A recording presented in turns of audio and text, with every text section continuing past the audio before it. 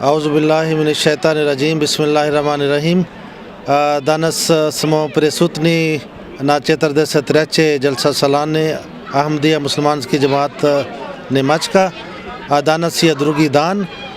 Juče bilo otvorenje sa podignuta zastava i nakon toga Hazrat Khalifatul Masih V, Hazrat Mirza Masroor Ahmad, on drži hutba za petak, hutba džuma. Na taj hutba on savjetovao ovi ljudi koji dolazi za dželsa da ovo nije dželsa samo kao obično skupljenje ljudi, da vi ste došli ovdje i nije samo da vi pozdravite jedno na drugo, ovo je jedan, možemo da kažemo da ima jedan dio da ljudi pozdravi. Ali svrh, on rekao da treba da mi približavamo svog gospodara i budemo blizu njega. I onda on savjetovao svima koji dolazi da oni treba da uvijek imaju taj svrh i imaju taj sil da ovdje oni dolazi da nešto nauči i da sluša predavanje.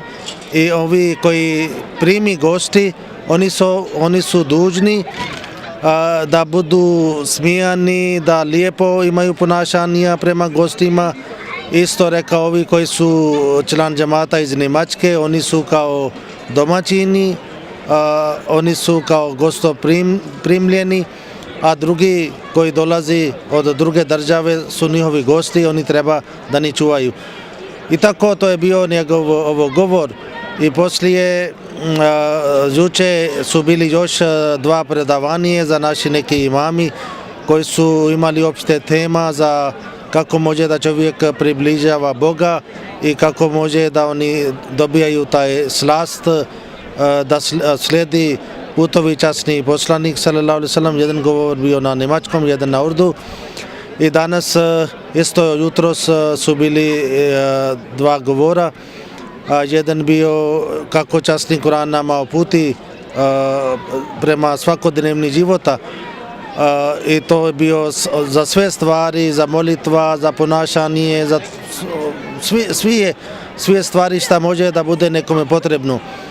I onda poslije halifa on bio na ženske strane, tamo je on podijelio medale, nagrade, ove djevojke, žene koje su završili visoko obrazovanje. I poslije on držio govor i onda on rekao, obično se misli kada je pitanje za molitva, za obožavanje, kao da ovo pripada i žrtvovanje, to pripada samo sa muškarcima, ali on rekao to je isto je naše žene, one su dosta napredovali, oni su dali žrtvovanje i čak on dao primjera iz časnih Kur'ana za nekoliko pobožne žene i Kur'an tako govori za majka od Isusa, Isa a.s., majka od Musa a.s., koji su dali žrtvovanje. I isto on govorio za majka od Hazrat Ismail a.s. i kako je ona bila sama sa svog sina. I onda od njihove potomstve se Bog poslao i časni poslanik sallallahu alejhi ve sellem. I njegova žena Hazrat Khadija, ona isto mnogo žrtvovala za islam. I tako on rekao prema časnom Kur'an, gdje god je rečeno za nagrada, nije rečeno samo za muškarac, nego isto je rečeno za ženama, za vjernike i vjernice i za svima. I rečeno i onda također on dao nekoliko primjera za žene od džemata koje su izgubili svoje dijete, neko bio ubijan samo zbog Ahmadi, neke žene su izgubili mužovi, neke dijete i